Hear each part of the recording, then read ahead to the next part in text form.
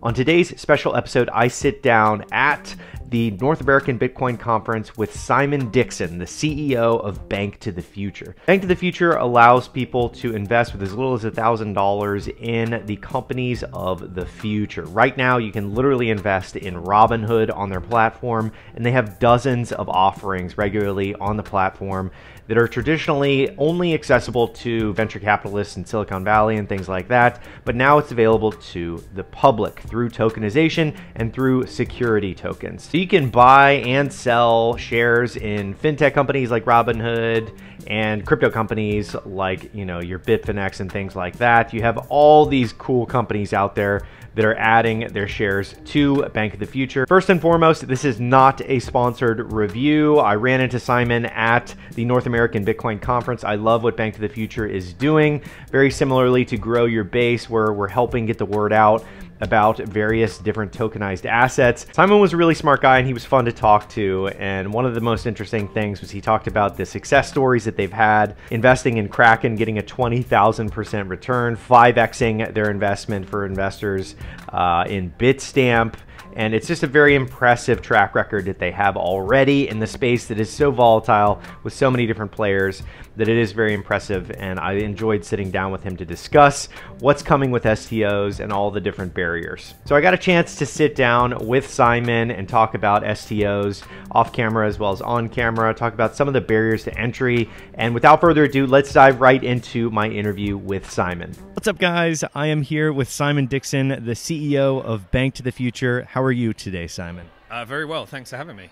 Definitely. So I wanted to share a little bit about this project with you guys. I've mentioned this in the past actually on the channel, and I wanted Simon to share some of the story around like your background and how you started the company. So how did it come about and how long have you been in the space? Yeah, sure. So it goes back to I was part of something called the monetary reform movement, which was the movement prior to Bitcoin, where we were focused on fractional reserve banking and monetary policy and how it was going to, kill the banking industry and hurt a lot of people.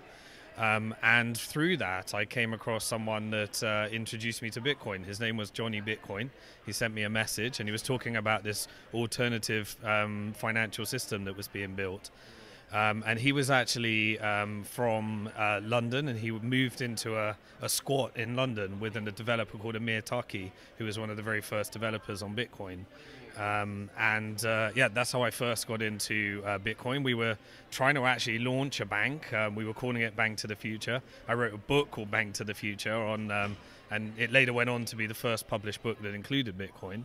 But when Bitcoin actually went on to create essentially the rails, we decided to switch our focus from creating a bank to funding the industry. So we created a platform that would allow us to co-invest in many of the deals that made the crypto industry today. So that's the starting story, really.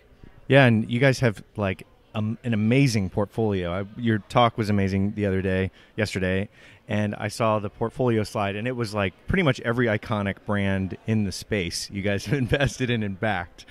And one of the slides that I wanted to bring up was that you said in 2017, the ICO market kind of disrupted how you guys had started out originally, right? So what was that like? And did you guys pivot around that, or how did you work around that? Yeah, absolutely. So our bread and butter as a business was we were investing in equity, and we were allowing our investors to co-invest with us on a global scale.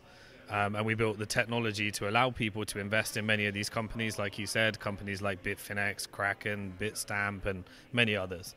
Suddenly in 2017, we found ourselves in a situation where we were getting calls from our clients we were about to do rounds for, and they were like, yeah, we're not going to be selling any equity now. We're selling tokens. I'm like, okay, cool. And then we get another call, and then we get another call, and then suddenly there was no equity left.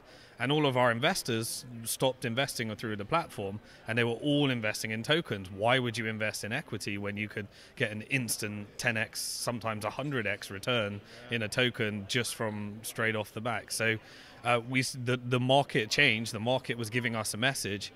we'd been working on securities law, so we knew that these things were going to be securities, but our investors and our companies were giving us a different message, so we had to adjust.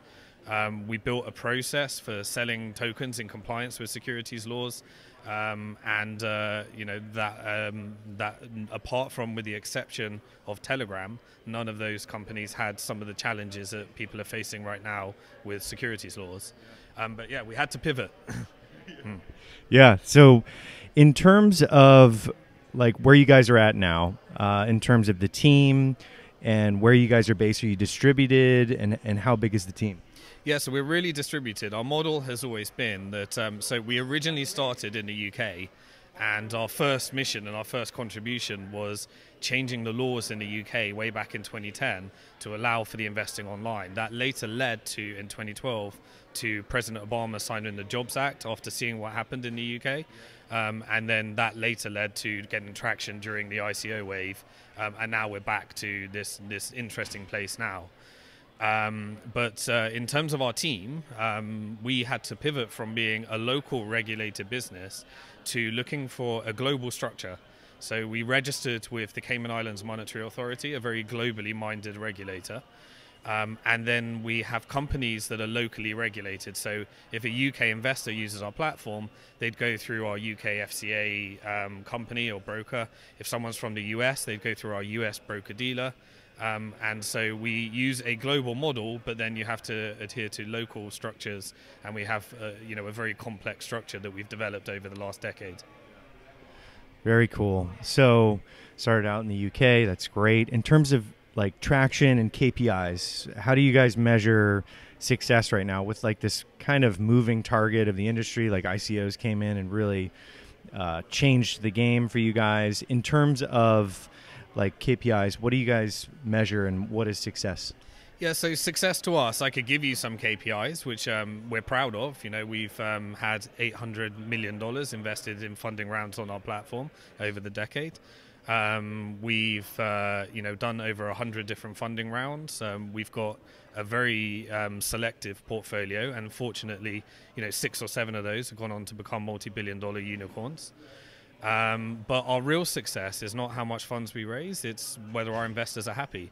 So we've got 85,000 accredited investors. Of those, about 5,000 of them are still active. And they've invested and made an average of about 14 different companies in their portfolio. And we measure our success in terms of how they invest again and again and again, based upon whether they've had a good experience or not. So, some of the things that we look at, and it's very unique for each deal. So the investors that got into Kraken from the Series A to the Series B, that was a 200x return that outperformed Bitcoin in a 3-year period.